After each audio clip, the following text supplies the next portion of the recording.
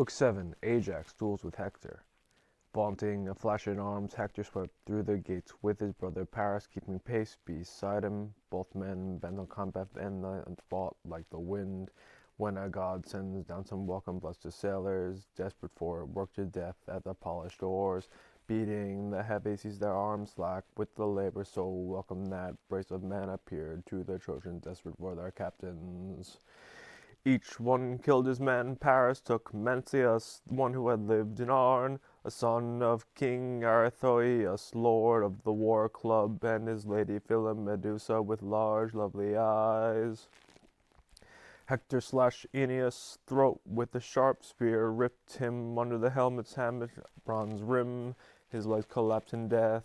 Quick in the jolting onset lights, see as Captain Glaucus, son of Hippolochus, skewered Dexius' son Niphonos, just as he leapt behind his fast mares, he stabbed his shoulder hard, and down from his car Niphonos crashed to the earth, and his limbs went slack with death. Rampaging Trojans, yes, but soon as fiery-eyed Athena marked them, killing Argives ranks in this loud assault, down she rushed from the peaks of Mount Olympus, straight for sacred Troy.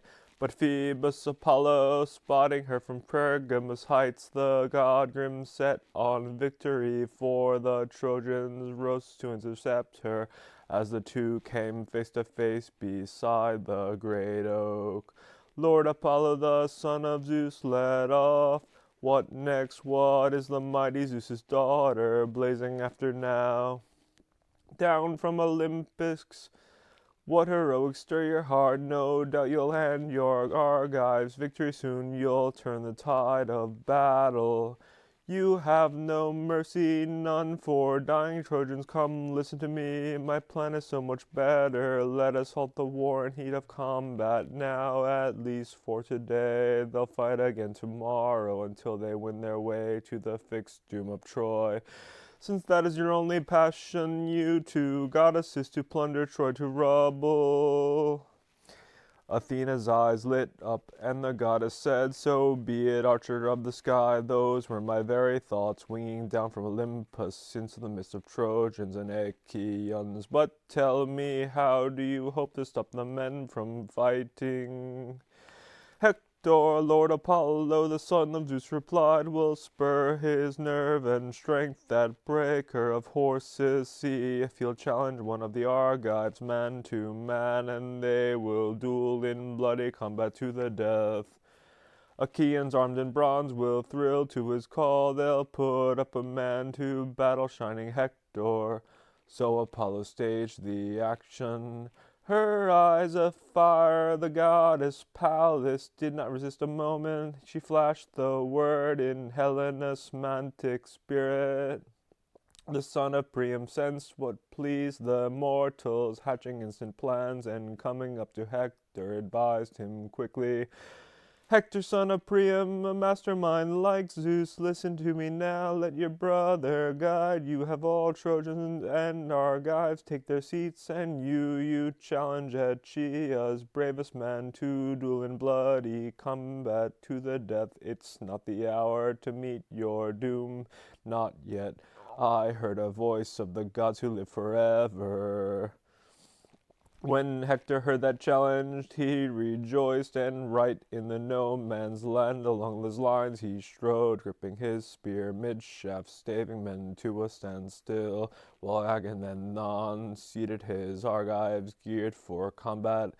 And Apollo, lord of the silver bow, and Queen Athena, for all the world like carrion birds, like vultures, slowly settled atop the broad towering oak sacred to Zeus, whose battle shield is thunder, relishing those men, wave on wave of them settling, close ranks shuddering into a dense splashing glitter of shields and spears and helmets. Quick as a ripple, the west wind suddenly risen shudders down to the sea, and the sea swell goes dark beneath its force. So settling waves of Trojan ranks and Achaeans rippled down the plain. And Hector rose and spoke between both sides. Hear me, Trojans, Achaeans, geared for combat. I'll speak out what the heart inside me urges. Our oaths, our sworn truce, Zeus, son of Cronus, throned in the clouds, has brought them all to nothing, and all the Father's decrees is death for both sides at once. Until you Argives seize the well-built towers of Troy, or you yourselves are crushed against your ships. But now, seeing the best of all Achaeans fill your ranks, let one whose nerve impels him to fight with me come striding from your lines a lone champion, pitted against Prince Hector. Here are the terms that I set forth, let Zeus look down, my witness. If that man takes my life with his sharp bronze blade, he will strip my gear and haul it back to his ships, but give my body to friends to carry home again, so Trojan men and Trojan women can do me honor with fitting rites of fire once I am dead. But if I kill him and Apollo grants me glory, I'll strip his gear and haul it back to sacred Troy and hang it high on the deadly archer's temple walls, but not his body. I'll hand it back to the decked ships so long-haired Achaeans can give him full rights and heap his barrow high by the broad Hellas point. And someday one will say, one of the men to come, steering his oar-swept ship across the wine-dark sea, there's the mount of a man who died in the old days, one of the brave whom glorious Hector killed. So they will say someday, and my fame will never die. A hushed silence went through all the Achaean ranks, ashamed to refuse, ashamed to take it, afraid to take his challenge. But at long last Menelaus leapt up and spoke, lashing out at them, groaning, heartsick. Oh, know your threats, your bluster, women, not men of Achaea.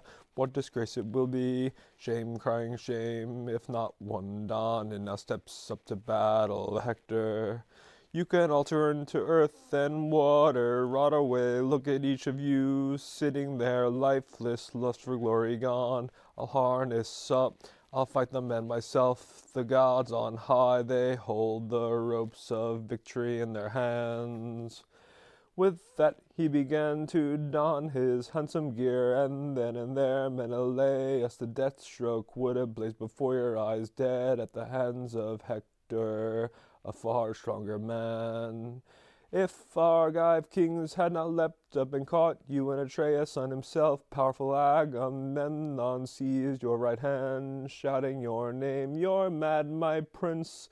No need for such an outburst. Get a grip on yourself, distraught as you are, just for the sake of rivalry, soldiers' pride. Don't rush to fight with the better man, with Hector, the son of Priam. Many others shirk before him, even Achilles tries to pit himself against him out on the battle lines where men win glories. Achilles, far and away a stronger man than you.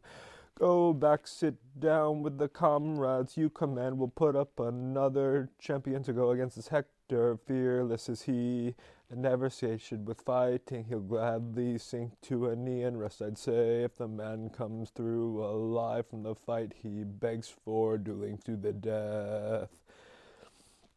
Again the iron warrior brought his brother round, good counsel fitting to Menelaus, yielded at once. His aides elated lifted the armor off his shoulders. And then Lord Nestor spoke and rose among the men no more, or enormous sorrow comes to all Achaea. How would he groan at this, the old horseman Peleus, that fine speaker, the Myrmidons' famed commander? How he rejoiced that day, questioning me in his hall, when he learned the blood and birth of all the Argives. Now if he heard, how all cringe in the face of Hector, time and again he'd stretch his hands to the gods and pray that life breath would hit his limbs and sink to the house of death. Oh, if only Father Zeus, Athena, Apollo, I were young again, fresh as the day we fought by Celadon's rapids, our Pylians in platoons against the Arcadian spearmen under Phea's ramparts around the Iridon's banks. When Arcadia's champion Euthalion strode forth, a man like a god for power, his shoulders decked with Arthurus, armor massive Arthurus, the great war club, so they called that hulk. His men at arms and their station lovely women. He would never fight with a bow or a long spear. No, his giant iron club, he'd break battalions open. That monster Lycurgus cut him down by stealth, not force at all on a footpath. So cramped his iron club was used to fending off his death. There before he could heft it, a sudden lunge, and Lycurgus' spear had run him through the guts. Flat on his back he went, slamming against the ground, and his killer stripped the armor brazen Ares gave him. He donned it himself for years of grueling war, but then when Lycurgus grew too old in halls, he passed it on to his favorite henchman Eurythelion. And sporting that gear, he challenged all our best, and they shook from head to foot, terrified, none with the nerve to face him. Then only I, my heart and courage, drove me to fight the man in a hot burst of daring. And I took the youngest trooper of us all. I took him on, and Athena gave me glory. By heaven, Eurythelion was the biggest, strong man I ever killed. The huge lumbering sprawl of him stretching far and wide. Oh, make me young again, and the strength inside me steady as a rock. Hector with that flashing helmet would meet his match in combat in a moment, you, the bravest of all Achaeans. And not one with the spine to battle Hector face to face. The old man's taunt brought 9 men to their feet. First by far, Agamemnon, the lord of men, sprang up, and following him, Tydes, powerful Diomedes, next the great and little Ajax armed in fury. Idomeneus after them, and Idomeneus, good guide Meriones, a match for the butcher god of war, Euplus. After them, Eumon's gallant son, Thoas, son of Edremon, Odius, out for exploit, all were roused to go up against Prince Hector once more. The fine old horseman gave commands, now shake the lots for all. The first to the last men will see who wins. He's the one to do his Achaean comrades proud, do himself proud too, if he comes through alive from the fight that waits him, dueling to the death. And each soldier scratched his mark on a stone and threw it into Atreides, Agamemnon's helmet. Fighters praised, stretching hands to the gods. A man would murmur, scanning the wide sky. Father Zeus, let Ajax win, our tedious son, or the proud king himself, full of all Mycenae's gold.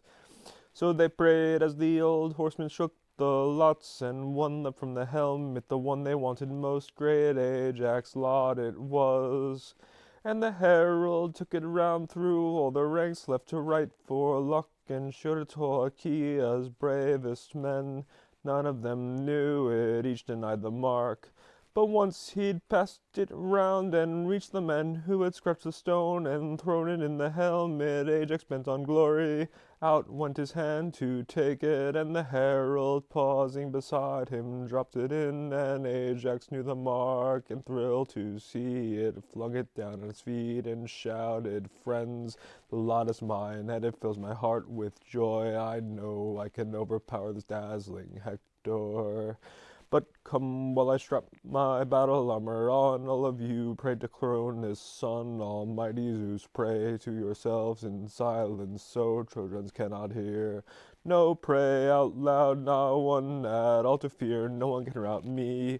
His will against my will, not by force, God knows, and not by a sly maneuver either. I am not such a raw recruit, I like to think, born and bred on Salamis. So great I just vaunted, and men prayed to the son of Cronos, King Zeus. They'd call out, scanning the wide sky, Father Zeus, ruling over us from Ida, God of greatness, glory. Now let Ajax take this victory, shining triumph. But if you love Hector, if you hold him dear, at least give both men equal strength and glory. So they prayed as Ajax harnessed himself in burnished gleaming bronze, and once he had strapped his legs and chest in armor, out he marched like a giant god of battle, wading into wars like men when Jews strive them hard to clash and soldier on with heart-devouring hate. So giant Ajax marks that bulwark of the Achaeans, a grim smile curling below his shaggy brows, under his legs power, taking immense strides, shaking his spear high, its long shadow trailing.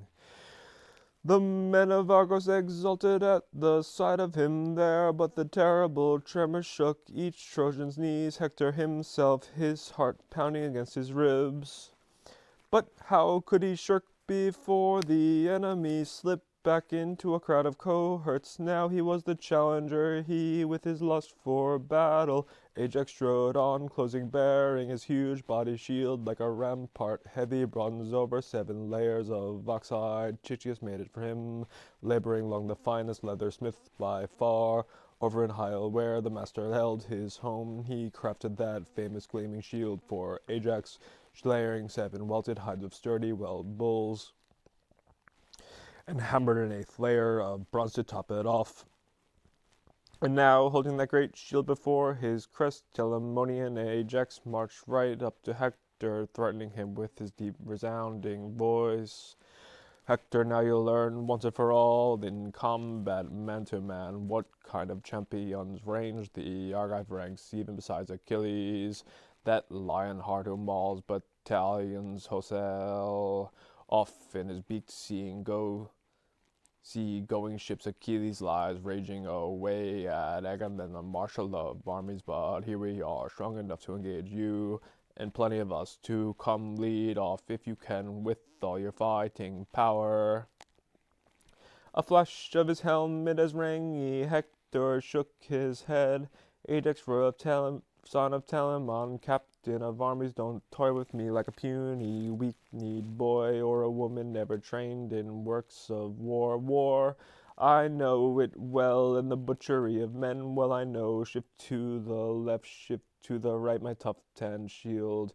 That's what the real drill defensive fighting means to me. I know it all, how to charge in the rush of plunging horses. I know how to stand and fight to the finish, twist and lunge in the war god's deadly dance. On guard, big and bluff as you are, I've no desire to hit you, sniping on in the sly. I'll strike you out in the open, strike you now. He hurled his long spear's shadow flew, and it struck Ajax' shield, that awesome 7-layered buckler, right on the 8th, the outside layer of bronze that topped it off through 6 hides it tore, but the 7th stopped the relentless brazen point. But Ajax next year to the gods he hurled, and his spear's shadow flew, and the shaft hit Hector's round shield, hit full center. Straight through the gleaming hide the heavy weapon drove, ripping down and in through the breastplate, finally worked, tearing the war shirt.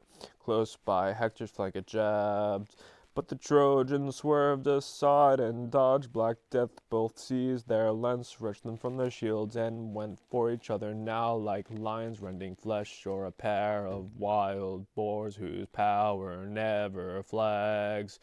Hector stabbed at the buckler, full center too, not smashing through. The brazen point bent back, and Ajax lunged at him, thrusting hard at his shield, and the shaft punched through, rammed him back in his fury, and grazed his neck, and the dark blood gushed forth.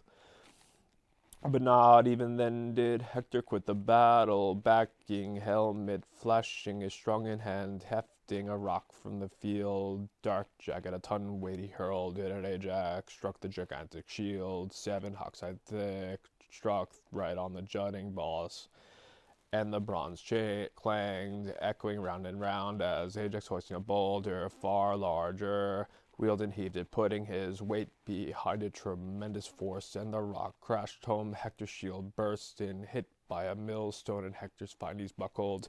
Flat on his back he went, his shield crushing down on him, swept him off his feet.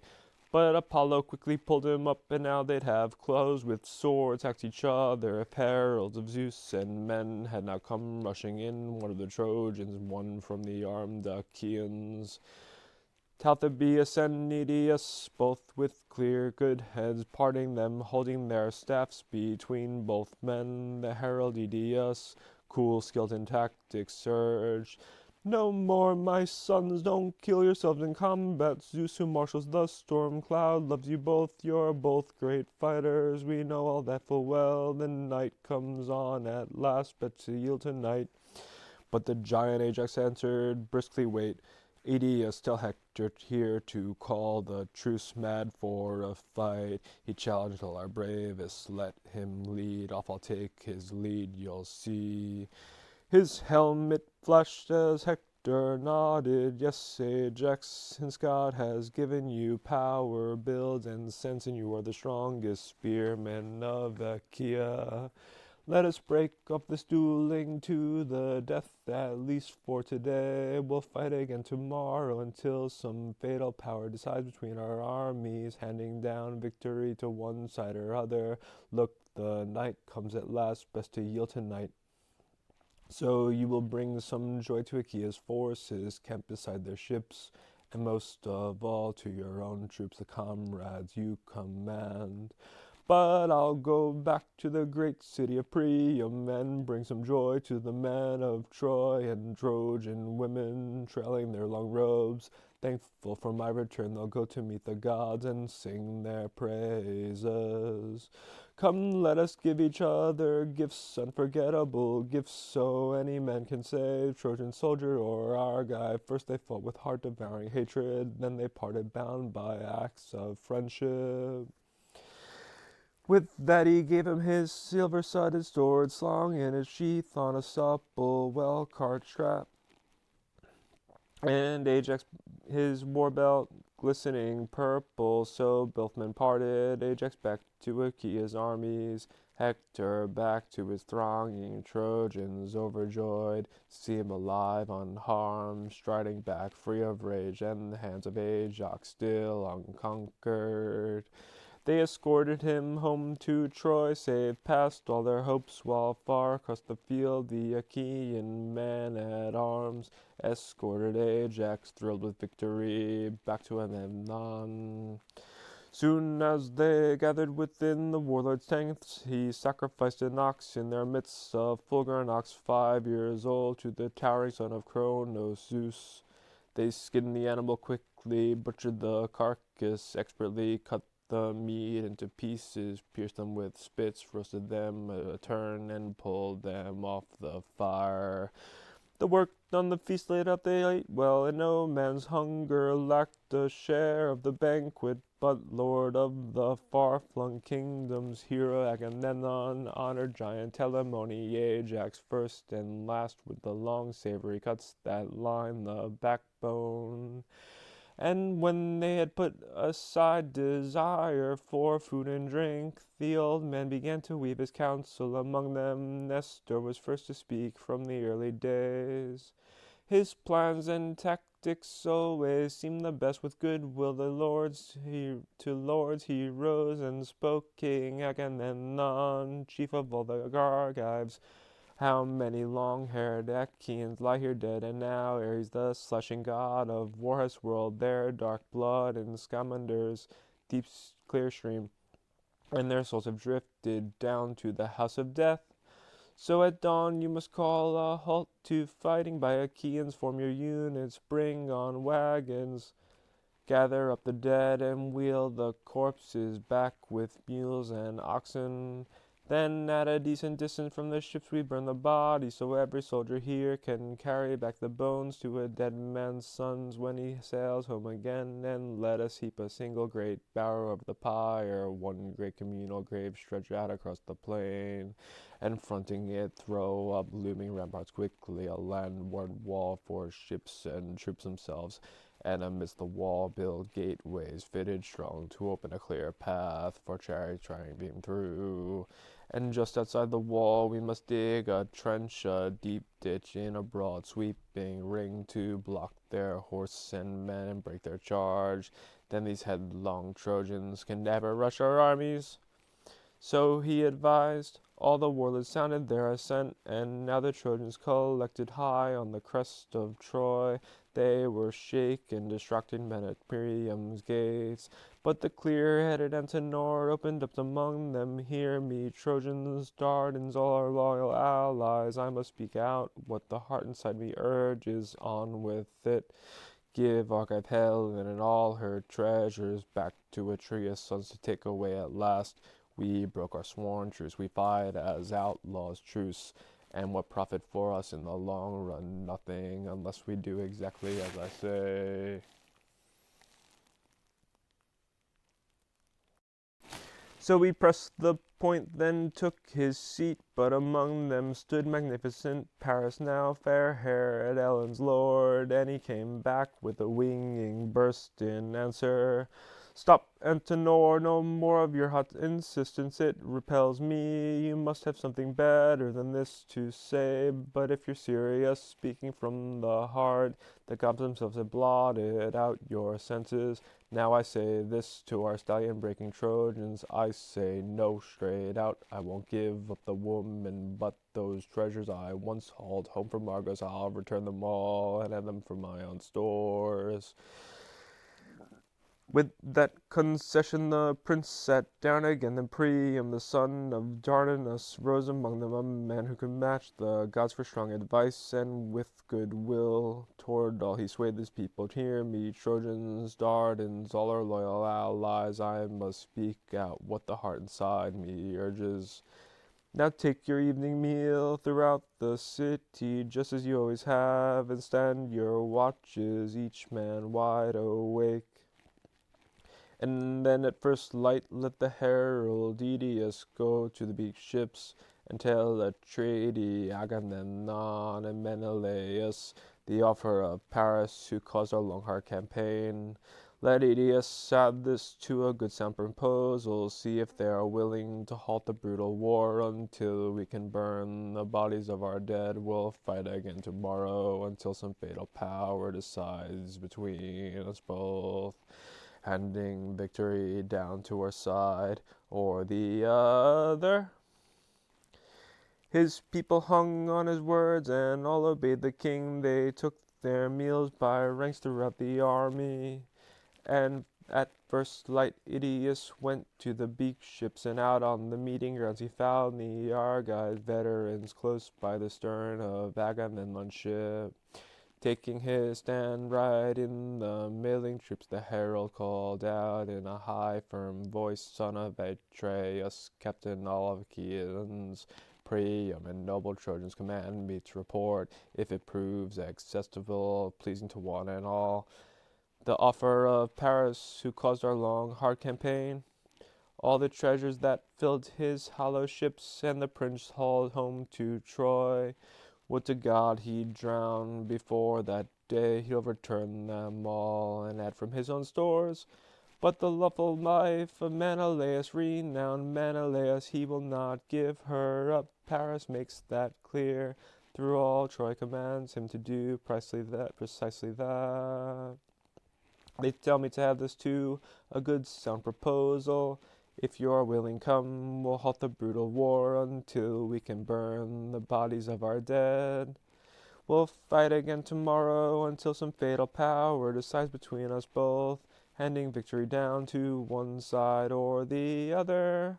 So he spoke, and a hushed silence went through all the ranks. Finally, Diomedes, lord of the war cry, shouted out, no one touched the treasures of Paris, Helen either. It's obvious. Any fool can see it. Now at last the neck of Troy's in the noose. Her doom is sealed. All the Achaean soldiers roared out their assent, stirred by the stallion-breaking lord's reply, and King Agamemnon routed on Odysseus. There's the Achaeans' answer, Idaeus, a declaration, you can hear it for yourself. It is my pleasure too, but not about the dead. I'd never grudge their burning, no holding back for the bodies of the fallen. Now once they are gone, let fire soothe them quickly. That is my sworn pledge. Zeus, my witness now, Hera's lord who thunders, drums the sky. With that oath he raised his scepter high in the eyes of all the gods, and Idaeus turned trailing back to sacred Troy. There they sat in assembly, Trojans, Dardans, all collected together, waiting long and tense for the herald to return. And home Medius came, delivered his message, standing in their midst, and they fell to making hurried preparations, dividing labors quickly, two detachments, one to gather the bodies, one with timber. And far on the other side Achaean troops came streaming out of the well-manned ships, some to gather the bodies, some the timber. Just as the sun began to strike the plowlands, rising out of the deep calm flow of ocean river to climb the vaulting sky, the opposing armies met. And hard as it was to recognize each man, each body, with clear water they washed the clotted blood away and lifted them into wagons, weeping warm tears.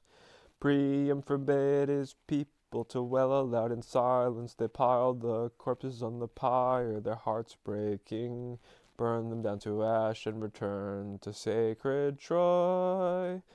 And just so on the other side Achaean men-at-arms piled the corpses on the pyre, their hearts breaking, burned them down to ash, and returned to the hollow ships. Then with the daybreak not quite risen into dawn, the night and day still deadlocked round the pyre, a work brigade of picked Achaeans grouped. They heaped a single great barrow over the corpse fire, one great communal grave stretched out across the plain, and fronting it threw up looming ramparts quickly, a landward wall for ships and troops themselves, and amidst the wall-built gateways fitted strong to open a clear path for driving chariots through, and against the fortress just outside the wall the men dug an enormous trench bored and deep, and drove sharp stakes to guard it. So they labored, the long-haired Achaeans, while the gods aloft, seated at ease beside the Lord of Lightning Zeus, gazed down on the grand work of Argives, armed in bronze.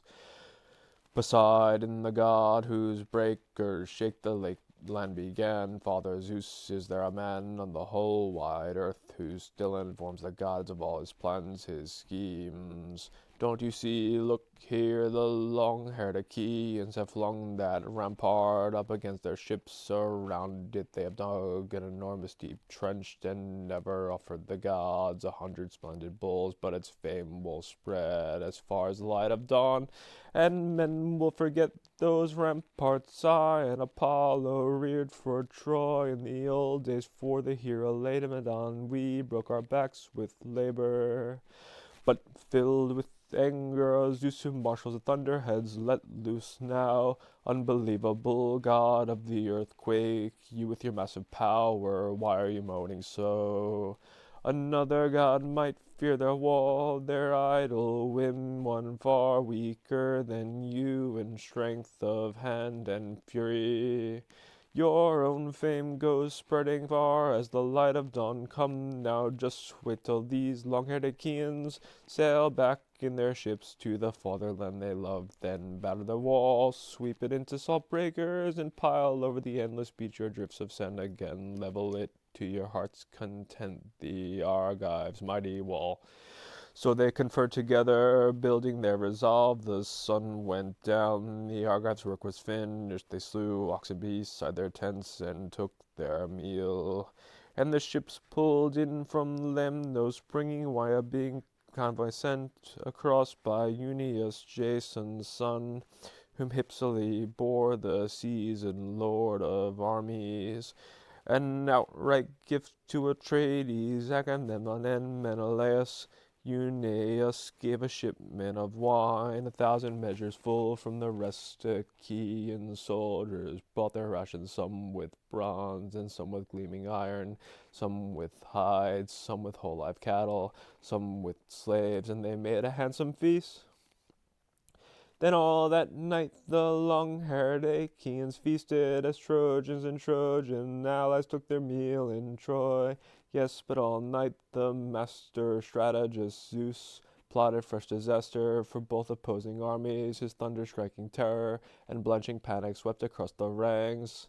They flung wine from their cups and wet the earth, and no fighter would dare drink until he'd poured an offering out to the overwhelming son of Cronus. Then down they lay at last and took the gift of sleep.